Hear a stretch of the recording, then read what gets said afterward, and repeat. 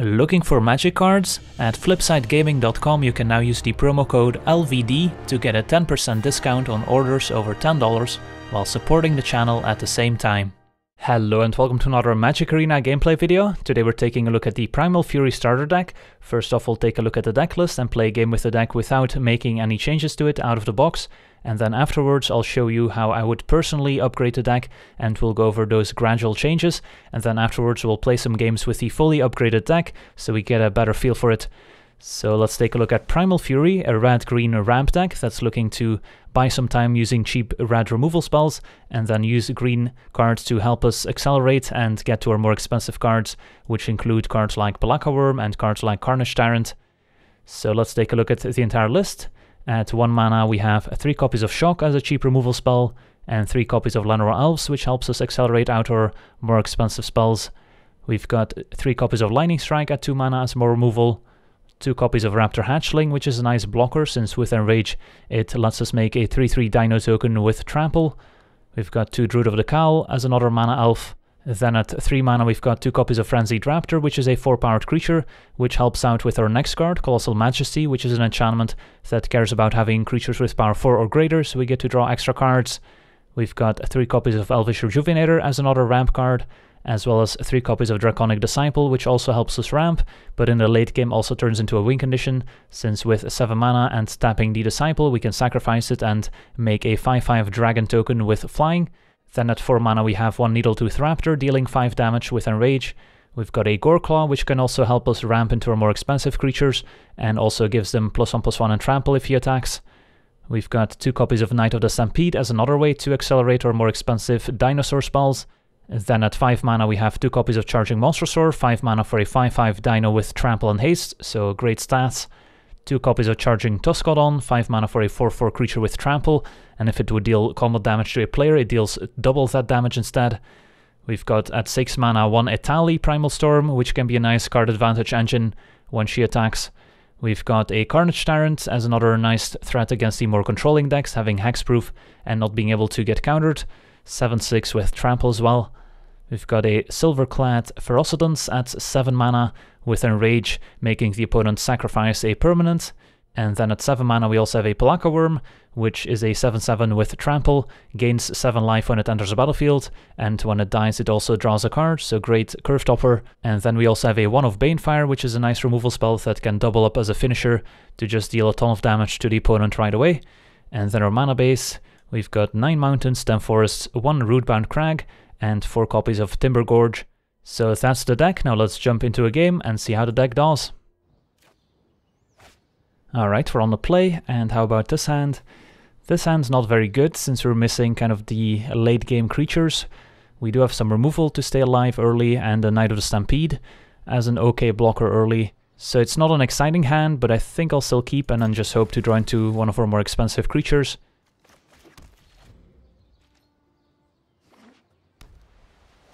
Opponent on turn 1 Novice Knights, so they're probably going to try and enchant or equip it, but then we'll have a Lightning Strike at the ready. No reason to use anything right now, since the Novice Knight can't attack us. Alright, opponent on green-white, and another Novice Knight. Fair enough. Alright, so we could tap out for Draconic Disciple, could get punished if our opponent then enchants one of their Novice Knights and we can't kill it with our Lightning Strike in response. So I think I'm okay playing a few turns behind here, just to make sure that doesn't happen. Otherwise we'll have a hard time dealing with a big Novice Knight. Instead our opponent has a Danitha, which we can still kill with our Shock here, so that's fine.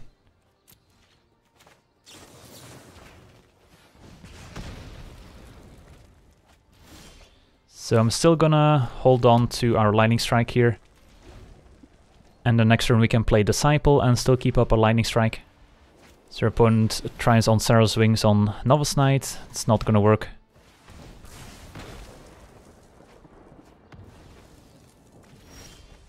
Alright, so 5 mana means we can go Disciple plus Druid. It's probably better than playing a Knight of the Stampede here.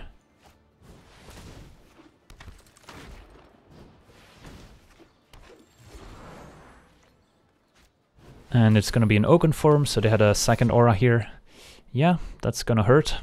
Not gonna chum block quite yet.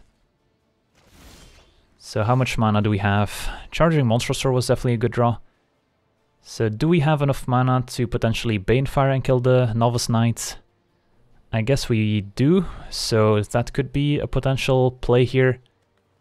The alternative would just be playing Charging Monstrosaur and trying to race, but if they throw another aura on the Novice Knight, we won't be able to Banefire it anymore. So I think I just like killing the Novice Knight while we can. Get a nice 2-for-1, kill the creature and the aura with just one card.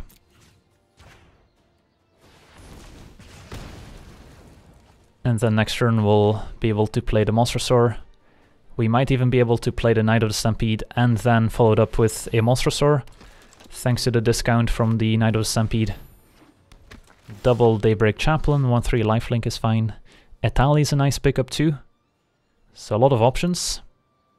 I think I prefer getting Etali into play before going Knight into Monstrosaur here, since then we get to attack with Etali as soon as possible and potentially get some card advantage. So let's play Etali and pass the turn. And hope they don't have a removal spell for Etali. Something like a Hieromancer's Cage could answer Etali. But alright, looks like we will get to untap. Alright, so now we can go Knight of the Stampede into Charging Monstrosaur. Attack with both Monstrosaur and Etali. And start getting in some damage. And see what we hit. Opponent does have a Make a Stand to make their chaplains indestructible. We hit Satyr Enchanter and Rejuvenator, so 2 good hits here. We even have an enchantment to go with the Satyr Enchanter from our opponent here. So that draws a card whenever we cast an enchantment spell. And our opponent, after casting Make a Stand, gets to block our Dinosaurs for free here, and they also get to gain a bit of life. Luckily, the Monstrosaur doesn't die here. So our opponent would have been better off blocking Etali with one of the chaplains and then the Monstrosaur with another one to prevent more damage, but our opponent now with an Angelic Reward on the chaplain, giving +3 and flying. So what's our play? My guess is we Majesty first on the off chance that we draw into something relevant.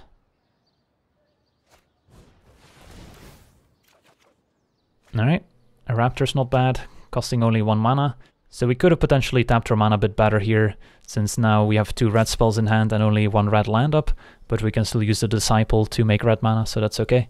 So I think we just attack with Etali, which still attacks pretty well into the chaplain. Attacking with the Monstrosaur wouldn't accomplish a whole lot unless we drew into a burn spell. So we could potentially attack with the Monstrosaur, but if we don't hit a burn spell, our opponent gets to gain 4 life for free, essentially. So let's just attack with Etali. Alright, Carnage Tyrant and a Knight's Pledge. Those are pretty good. And we can even Knight's Pledge Etali at instant speed here. It seems nice. So had we attacked with the Monstrosaur, we could have enchanted it. Now we get to draw a card from the enchanter from the opponent. Have an 8/8 Etali, which our opponent now has to deal with. And we still get to follow this up with some more creatures here. And I don't think we have to play around the sweeper effect from the opponent here.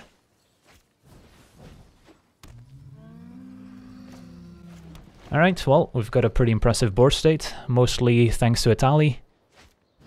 Hieromancer's Cage is gonna exile Etali here, that's okay. Chaplain attacks. Does not have Vigilance, so a bit of an ambitious attack maybe. So I think our opponent's dead here on the way back, so I'm just gonna send everyone.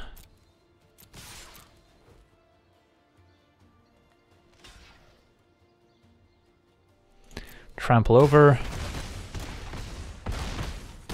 And yep, that's gonna do it. Sweet. Well, definitely got to see the power of Etali in action there. Alright, now that we got to play a game with the deck, it's time to gradually make some upgrades. So in the game we just played, we got to see the power of Etali Primal Storm in action more than anything, providing a ton of card advantage and dealing a lot of damage. We also got to see some Dinosaur synergies between cards like Knight of the Stampede, letting us cast a Charging Monster Sword in the same turn, and making future Dinosaurs even cheaper. And we also got to see the power of Lightning Strike being an instant speed removal spell, being able to remove the Novice Knight before it got enchanted by the Onceros Wings, saving us a lot of trouble. So that's going to be the main game plan of the deck going forward. We're going to introduce some more Dinosaur synergies, since those can be quite strong. We're going to make sure to have enough early ramp, including cards like Llanowar Elves, and make sure to include enough red removal spells in the deck to make sure nothing bad happens on the way back and to keep our opponent off balance. So first off, I'll go over all the commons I would add to the deck in order of importance, and then I'll do the same with the uncommons, the rares and the mythic rares. So the first order of business is to add a 4th copy of Llanowar Elves, because it's such a powerful ramp card if we can play it on turn 1 consistently.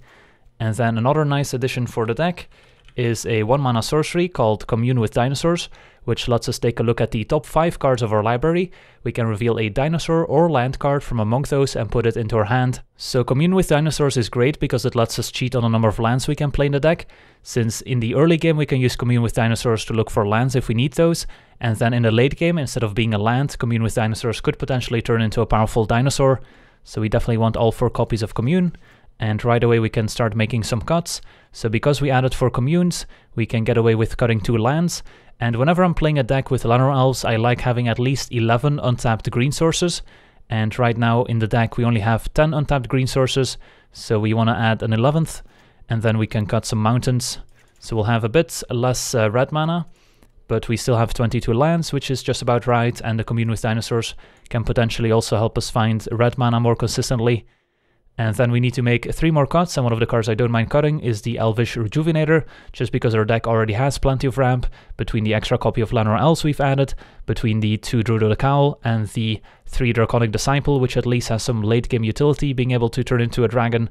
We don't really need the Rejuvenator as well, because again our curve isn't all that high, we don't have all that many super expensive spells, so we can get away with having fewer ramp.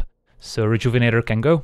So those are all the commons we want to add to the deck, the communes and the extra Llanowar Elves. So now we get to the uncommons, and one of the first uncommons I would suggest adding is Drover of the Mighty. 2 mana for a 1/1 human druid. Drover of the Mighty gets +2/+2 as long as we control a dinosaur, and it taps to add 1 mana of any color to our mana pool.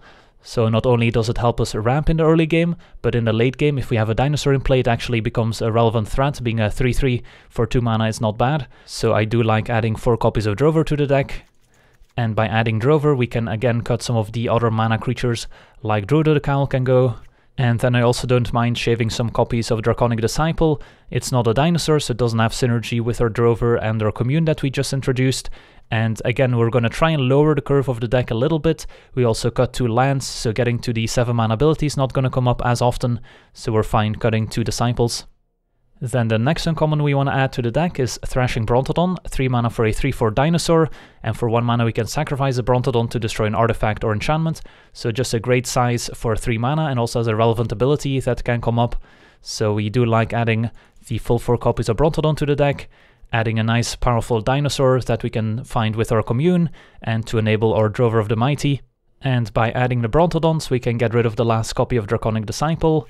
I don't mind cutting the Raptor Hatchlings, which are not all that powerful, especially if you're up against a control deck, which is not gonna enable Enrage for you. You're just left with a 2 mana 1/1, which doesn't do a whole lot, so we can cut the Hatchlings.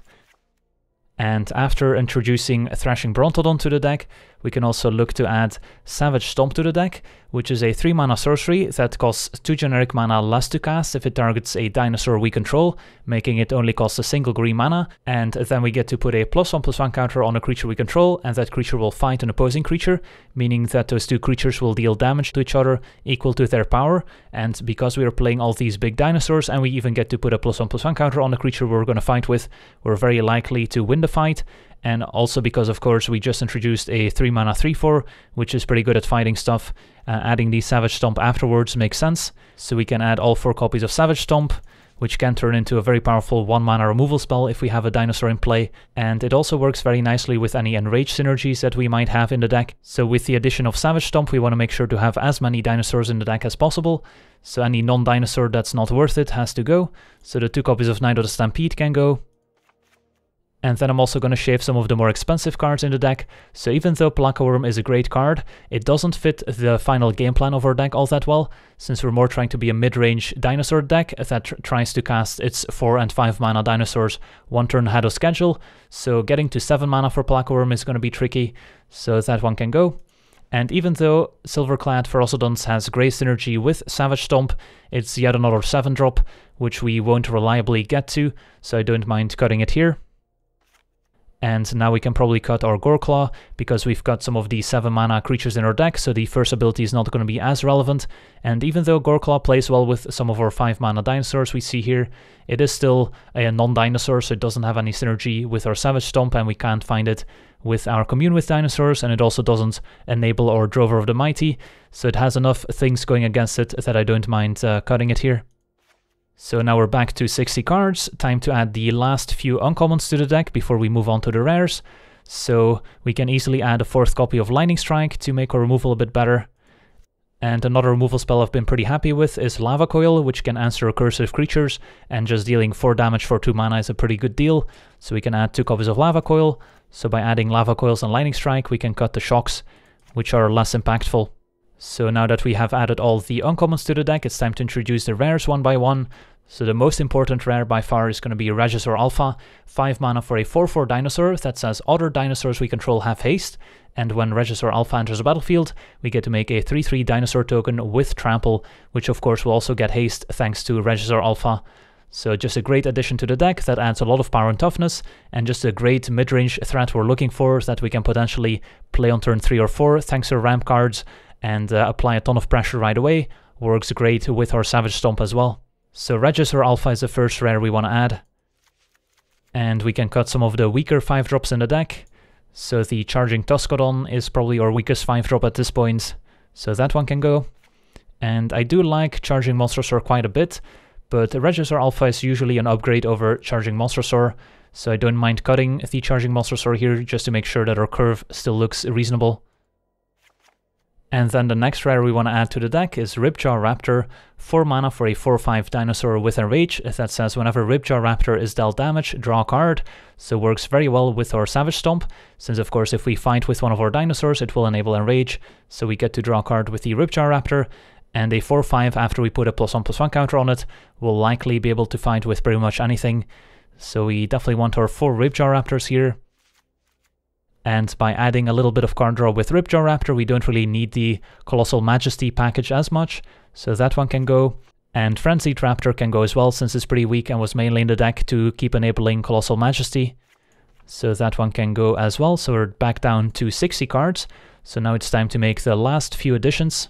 And the final dinosaur we'll add to the deck is 2 copies of Ghalta Primal Hunger, 12 mana for a legendary creature dinosaur. That's a 12/12 with trample, and Ghalta costs X generic mana less to cast, where X is the total power of creatures we control, but between creatures like Ripjaw Raptor and Regisaur Alpha adding a ton of power and toughness to the board, and even our 2-drops like Drover the Mighty adding a lot of power and toughness if we have a dinosaur in play, it's going to be trivial to cast our Ghalta, and we can even live the dream of having a hasty Ghalta if we have a Regisaur Alpha in play, which can be quite devastating. So we want to add 2 copies of Ghalta. And by adding Ghalta as a finisher, we don't really need our Banefire anymore, so that can go. And then we can cut the Needletooth Raptor, even though it's a fine card. We already added a ton of removal in the form of Lava Coil, Lightning Strike and Savage Stomp to get rid of larger creatures, so we don't need the effect from the Raptor as much. So now we're back to 60 cards and our deck is almost complete. All we can do now is improve the mana base a little bit by adding more copies of Rootbound Crag, which comes into play untapped most of the time. And then we'll get to cut the Timber Gorges, and we can add 1 mountain to go back up to 60 and 22 lands. So our mana base is heavily skewed towards green, which makes sense, since if we take a look at our curve, the only red cards we need to cast early are Lava Coil and Lightning Strike, which are still fine if we can cast them later. We're not always casting them on turn 2. And we do need a lot of green to be able to cast our double green Brontodon and Ripjaw Raptor early in the game, We do also have Llanowar Elves to help out with the double green situation. We have Commune and Drover that can also help us fix our mana, so the mana base should work out just fine, and now all our lands come into play untapped, which can also be a big deal. If you have spare mythic wildcards, you could always add a second copy of Carnage Tyrant, for example over Etali, but having one Etali can also be fun, so I'm gonna keep the one Etali instead of having two Carnage Tyrants, but if you face a lot of control decks with a ton of removal, then maybe Carnage Tyrant over Etali makes sense. Then going over some of the sideboard cards we have available, since we are a dinosaur deck, Deathcore Scavenger makes a lot of sense as a way to gain some life against aggressive decks, exile cards from graveyards against graveyard decks, can even exile cards that have jumpstart so the opponent doesn't get to recast them, so also pretty annoying for control decks. So 2 copies of Deathcore Scavenger makes sense. Then we could add some more copies of Lava Coil to get rid of those recursive creatures, or if we just need access to more removal, 2 copies of Lava Coil would be a perfect addition for the sideboard as well. Then against control decks, we want to add some difficult permanents for them to deal with that can provide some card advantage, like Vivian Reed, which can help us find more creatures, and since we are mostly creature deck, the +1 ability will provide a ton of advantage, and the minus can also be useful against flyers and enchantments, so 2 copies of Vivian makes sense as well. Then against the more aggressive go wide creature decks, adding some copies of Fiery Cannonade can be very nice. It's also a way to enable Enrage on some of our dinosaurs, so I do like a transformational plan where you can add 3 copies of Fiery Cannonade to the sideboard alongside some more Enraged dinosaurs which we'll add to the sideboard, and one of those is Raging Raptors, which is a 3 mana 2/3 dinosaur with Enrage that lets us search a basic land out of our library and put it on the battlefield tapped, so adding some copies of Raging Raptors to the sideboard to bring in alongside the Fiery Cannonade will give us some nice early blockers against the red aggressive decks. And by playing Fiery Cannonade alongside Raging Raptors, we can enable Enrage, find more lands, and be able to cast our more expensive spells as well. So we could potentially add all 4 copies of Raging Raptors to the sideboard, which we can then bring in alongside Fiery Cannonade. And if we are siding in Fiery Cannonades and Raging Raptors, another nice card against 1 toughness creatures and tokens is Raging Swordtooth, 5 mana for a 5/5 dinosaur with trample. When the Swordtooth enters the battlefield, it deals 1 damage to each other creature, so when bringing in Swordtooth, do have to watch out for your Llanowar Elves, which will die to it. So that's another reason why bringing in Raging Raptors alongside Raging Swordtooth and Cannonade makes sense, since now we have another way to get more mana going, and we can cut our Llanowar Elves from the main deck so it doesn't nombo with our Raging Swordtooth potentially. So that would round out our sideboard, but of course there's many more options that you can explore. And then one final important thing we have to remember is to add our basic land art, since these M19 lands won't do in our dinosaur deck. So we'll look up some dinosaur themed mountains and forests here. So this one looks nice and prehistoric, so we'll add 7 of those. And then look for some nice prehistoric forests. And I do like this one, so we'll add 11 of these. Alright, and that should just about do it here. We'll rename our deck, Primal Fury version 2. We'll change the picture to Regisaur Alpha. So that's the deck. Now let's jump into some games and see how the deck does. Alright, we're on the draw, and this hand seems okay, nothing exciting. If our Drover of the Mighty dies, we could be a bit slow. Alright, triple Regisaur. If we do eventually get to 5 mana, we're going to be able to do some powerful things. Opponent seems to be on a blue-red deck, so we can probably expect lots of burn spells and counter spells. Burn spells we can live with, even though the Drover's gonna die. But once we get to 5 mana for Regisaurs, what we're most concerned about are counter spells. If the Regisaur resolves, then we get to make 2 bodies for 1 card. Then we can live with our opponent killing 1/2 of it. So our opponent says go. I'm not gonna show them the red mana yet, we'll just play a Drover, but fully expect it to not untap. And our opponent's gonna kill it with a Lightning Strike. That's fine. So one card I didn't mention during the deck building portion is Thunderherd Migration as an alternative to some of the mana creatures. It will be more resistant to opposing removal spells, but of course you don't get the upside of sometimes having a 3/3 body in play that the Drover provides. So there's upsides and downsides to both, But when you're playing Ghalta, I think it makes sense to include Drover of the Mighty as well, adding a lot of power and toughness to the board to let you cheat Ghalta into play more consistently. So their opponent's got 4 mana. This is where they can potentially start casting some of their card draw spells. And no action so far. Alright, so we're just going to be casting a bunch of Regisaurs and hope that it's going to do the trick. But I imagine our opponent has something like a Chemist's Insight here to draw to. They don't. Alright, that's good. So now we just have to run them out of counter spells essentially, which is going to be somewhat painful, but hopefully will be the ones with the last threat standing. Savage Stomp obviously not great in this matchup since their opponent probably doesn't have many creatures we can kill with it. Alright, Regisaur resolved. That's surprising. So opponent might not be holding many counter spells after all. They're gonna blink of an eye the token, which essentially kills it and draws them a card. That's acceptable. Opponent's got 6 mana now, and still nothing. Alright.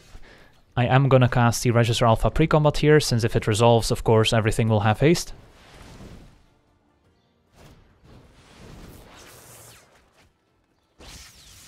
And our opponent now casts a Chemist's Insight, looking for an Essence Scatter is my guess.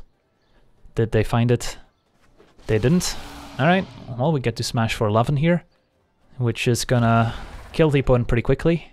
And not too many sweeper effects they can have here. And yeah, our opponent's just gonna concede, so we didn't have to do much this game, despite having 2 Savage Stomps stuck in our hand that didn't do much. Just casting 2 Regisaur Alphas does the job. So it goes to show how much pressure it puts on the control opponent if they don't have the perfect answer at the right time.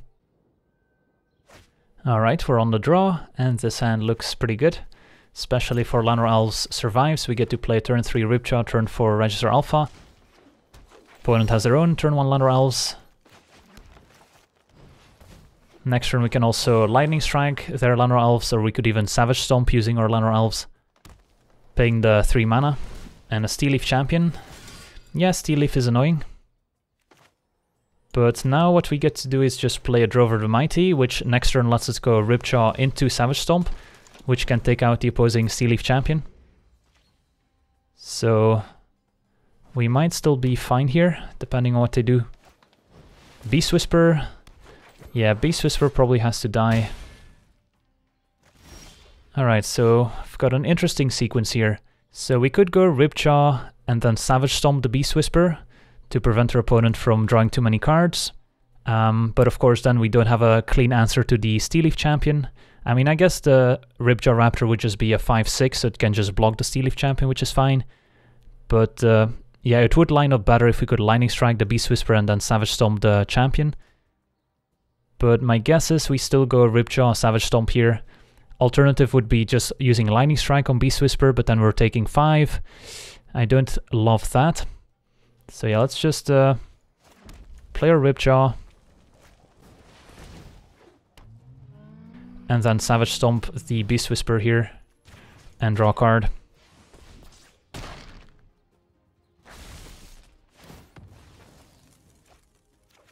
So this kind of shows the power of Savage Stomp in any creature matchup, especially combined with the Ripjaw Raptor.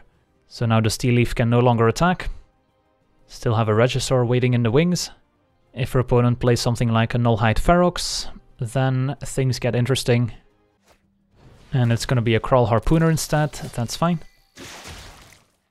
So can they cast a Ghalta here? Yeah, they can, but they don't do it, so they don't have one in hand.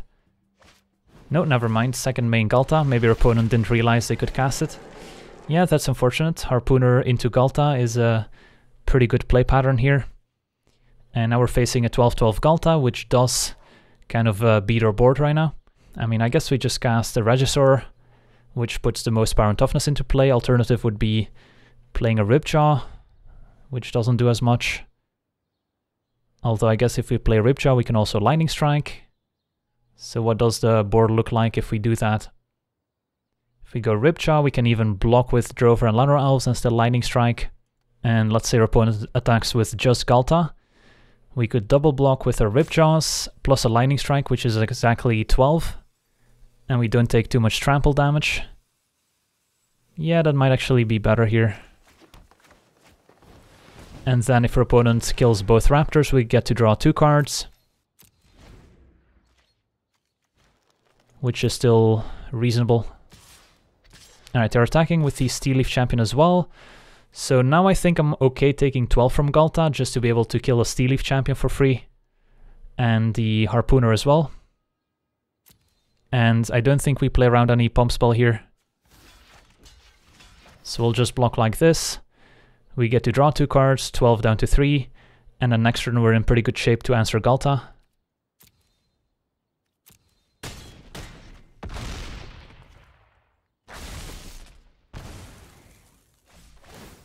So I'm a little bit surprised that they attacked with everyone there. We're actually not too far away from just killing our opponent on the way back here. I guess we're a couple of points short.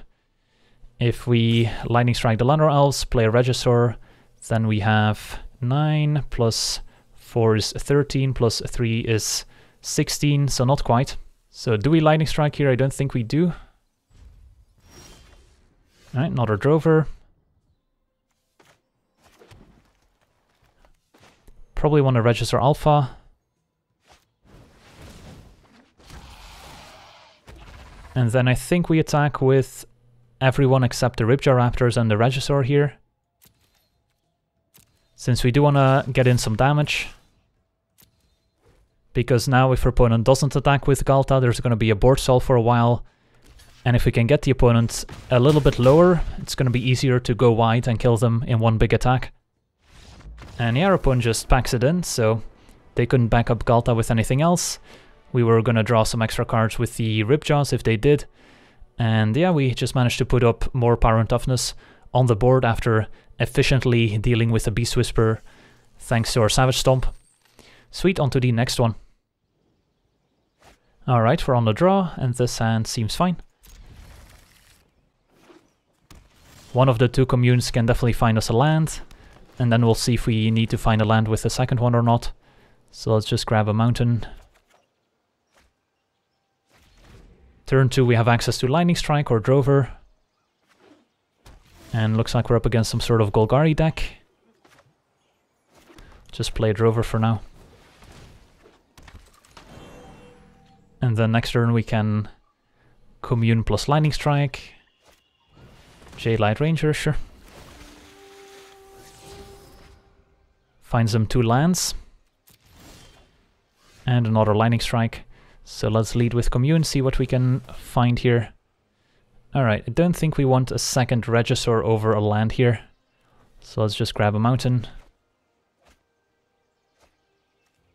We'll play a mountain and say go.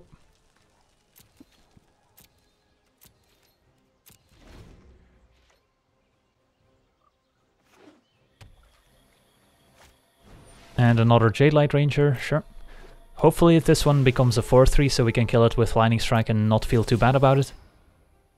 Alright, finds 1 land and then becomes a 3-2.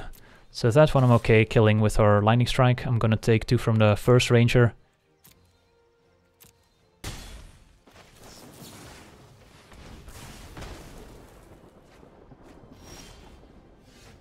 Alright, we get to play Regisaur Alpha here, which is nice.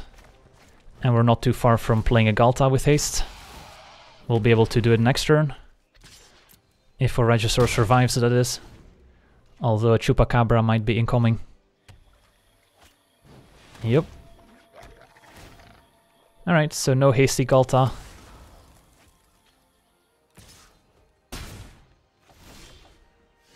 Alright, so Ghalta costs 6 mana, so we can still cast her. Which is pretty nice. So I think we go for it and then just hope they don't have a second Chupacabra here. Our deck is definitely somewhat weak to Chupacabras. But at least Chupacabra's at sorcery speed, so it doesn't blow up our Savage Stomp as badly as it could. Opponent's gonna chump block. Interesting.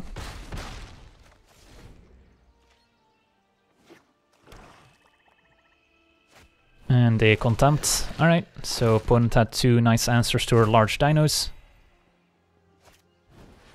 But we're still attacking for quite a bit of damage here, so we might still be okay if we can draw 1 more relevant dinosaur. Opponent does keep attacking. And that's a very good one here. So we can Ripjaw, Savage Stomp the Branchwalker, draw a card.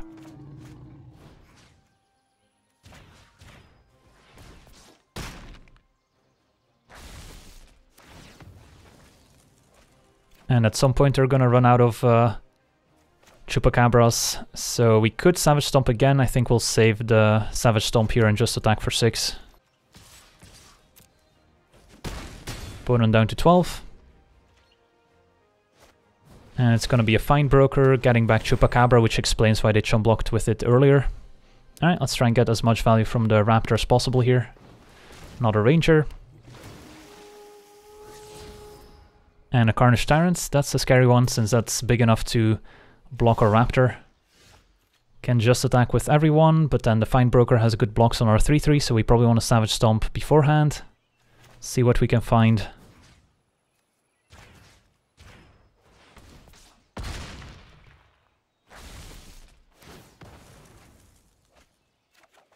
Just a land, sadly. Alright, we might be in a bit of trouble here. Yeah, if it weren't for the Jade Light Ranger, we would have lethal. But they do have a Jade Light Ranger, which I guess is going to be forced to chum block here. Which might be the way to go here. And if they chum block the Ripjaw Raptor, at least we get to draw another card.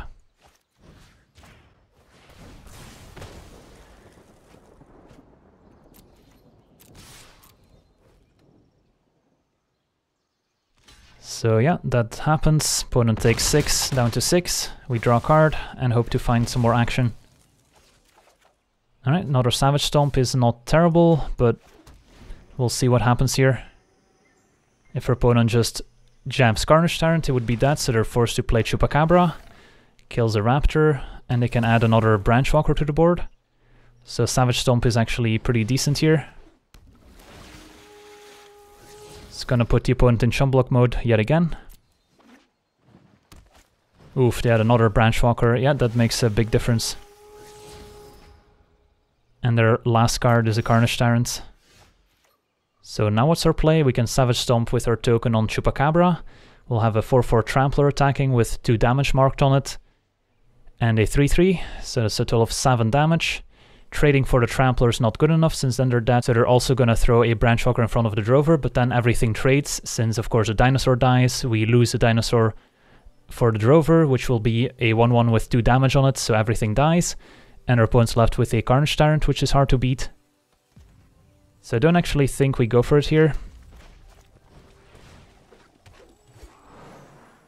I guess the alternative is just Savage Stomping and just attacking with the Drover of the Mighty.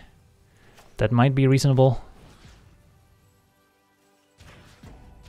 So we'll fight the Chupacabra and just attack for 3 with the Drover. And if they double block, that's fine. And if they single block, that's fine too. But I don't want to attack with the Dinosaur token, otherwise it would die, since it already had 2 damage on it. Alright, we were super close to winning here. If they didn't have the second Branchwalker here, then we could attack with a 4-4 Trampler, put them to a much lower life total, where we could potentially either burn them out or go wide. But now they're just at a high enough life total where they might be able to turn the corner. So what we need here is another Ghalta, our own Carnage Tyrant, Etali potentially. And yeah, now Fine Broker gets back Chupacabra.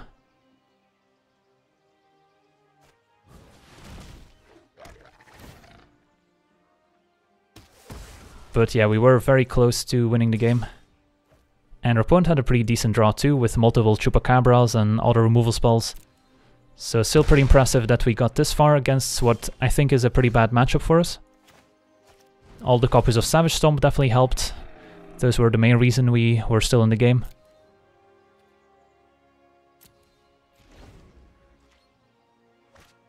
And a Vraska Golgari Queen. Can start sacrificing lands to draw cards.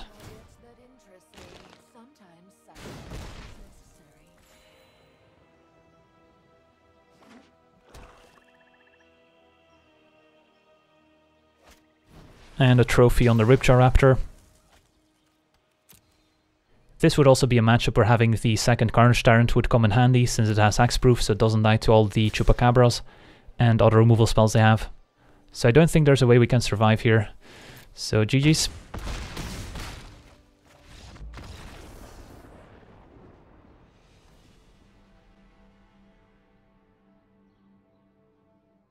Alright, so we got to show off the deck against various archetypes. We managed to beat the blue-red control deck where they weren't able to find a counterspell in time, and a single resolved Regisaur Alpha can inflict a lot of damage to a control deck, especially a blue-red one that doesn't have a ton of sweeper effects.